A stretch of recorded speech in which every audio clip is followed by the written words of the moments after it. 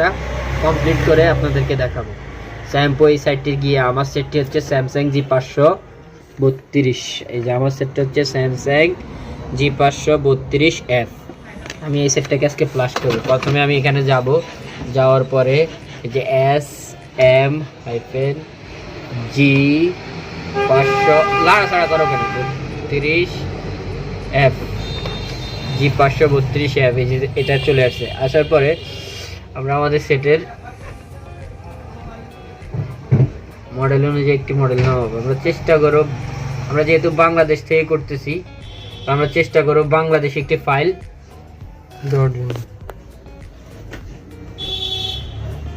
এইভাবে রেখে, হ্যাঁ আমরা যেহেতু বাংলাদেশ থেকে করতেছি, আমরা সেম বাংলাদেশি একটা ফাইল দেওয়ার চেষ্টা করব। হ্যাঁ আচ্ছা, এখানে আমরা দেখব যে এখানে কান্ট্রি সিলেক্ট করার অপশন আছে, দেখবো বাংলাদেশের কোনো অপশন আছে কিনা। এই দেখো বাংলাদেশি কোনো ফাইল নাই, তো এখানে আমরা এখন আরো নিচে চলে যাই, কোনো দেশের ফাইল সিলেক্ট করব না। এখন দেখো যে সবার উপর একটি ফাইল আছে, এই যে দেখছো, এই যে এই ফাইলটি। এখানে আমরা ডাউনলোড অপশনে ক্লিক করব। ক্লিক করা মাত্রই আমাদের ফাইলটি এখানে ক্লিক করব। ডাউনলোড অপশনে ক্লিক করলাম, করার পরে এই যে দেখো ডাউনলোড অপশনে ক্লিক করার পরে যে এখানে আসবে, দেখো এই যে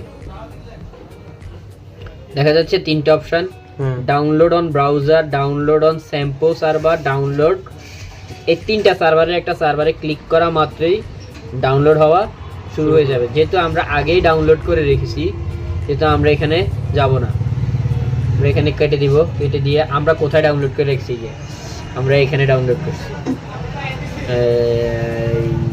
নিউ ফোল্ডার হলো, এখানে আমরা ডাউনলোড করে রেখেছি। এই যে নিউ ফোল্ডারের মধ্যে যে স্যামসাং, এই যে স্যাম্পো থেকে আমরা ডাউনলোড করেছি, দেখছো sampo.com স্যামসাং G532 এই ফাইলটা আমরা ডাউনলোড করার পর আমরা ভাঙিয়েও রাখছি। এই যে কেমনে ভাঙবো, এই যে এখানে এই যে মাউসের রাইট ক্লিক করবা, রাইট ক্লিক করার পরে এক্সট্রাক্ট হেয়ার, এখানে ক্লিক করা মাত্রই ফাইলটা ভাঙি এরকম 5টা ফাইলে পরিণত হবে। তারপরে এখান থেকে এবার ব্যাকে চলে যাবা, যেহেতু আমাদের স্যাম্পো এটা ডাউনলোড করা আছে। এবার আমরা স্যাম্পোতে চলে যাই। এটা অডিন দিয়েও করতে পারবা, অডিন দিয়েও করা যাবে, আবার স্যাম্পো দিয়েও করা যাবে। এই যে আমাদের এই স্যাম্পো এটা ডাউনলোড করা আছে, এই যে স্যাম্পো টুলের মধ্যে আমরা ক্লিক করলাম, ক্লিক করে ইয়েস দিলাম, আমাদের টুলটা এখন ওপেন হবে।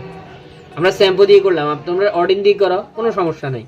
এরপরে আমরা চলে যাব কোথায়, এই যে অডিন প্লাস, দেখছো এই যে অডিন প্লাসে যাওয়ার পর এই যে BL file, AP file, CP file, CSC file. আমরা বিএল ফাইল দিব না, বিএল ফাইল না, দরকার হইলে বিএল ফাইল দিবা, না দরকার হইলে দেওয়ার দরকার নাই। যেহেতু সে ডেড হওয়ার রিস্ক থাকে, আমরা বিএল দিব না। এপি ফাইল ক্লিক করব, এপিটি হচ্ছে সিস্টেম ফাইল। হ্যাঁ তারপরে সিপি, এখন আমরা সিপি দিব, সিপি দিলাম, এই যে সিপি দিলাম। তারপরে সিএচসি, আমরা এবার সিএচসি দিব, ওপেন সিএচসি।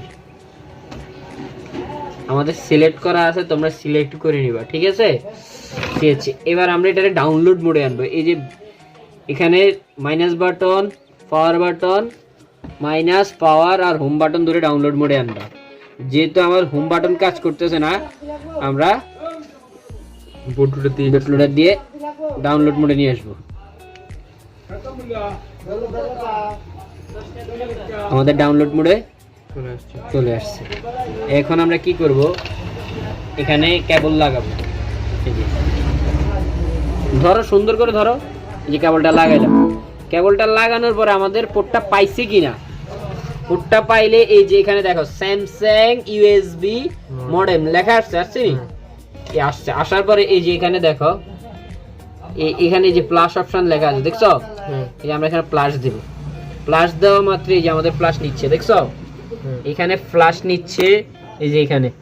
আর এখানে এই যে মোবাইলের মধ্যে, এই দেখো মোবাইলের মধ্যে নিচ্ছে কি লেখা আছে, do not turn off trigger. যেহেতু আমাদের ল্যাপটপটা ব্যাটারির ব্যাকআপ নাই, এই কারণে আমরা বিএল ফাইলটা দিলাম না। যদি বিএল ফাইল দিতাম অনেক সময় ডেড হওয়ার চান্স থাকে। এখন আমরা কি করলাম, প্লাস দিলাম। আচ্ছা এবার দেখি কত মিনিট পরে আমাদের প্লাসটা হয়ে যায়। এই সর্বোচ্চ 2-3 মিনিট লাগবে, এরপরে আমাদের প্লাসটা কমপ্লিট হয়ে যাবে ইনশাআল্লাহ।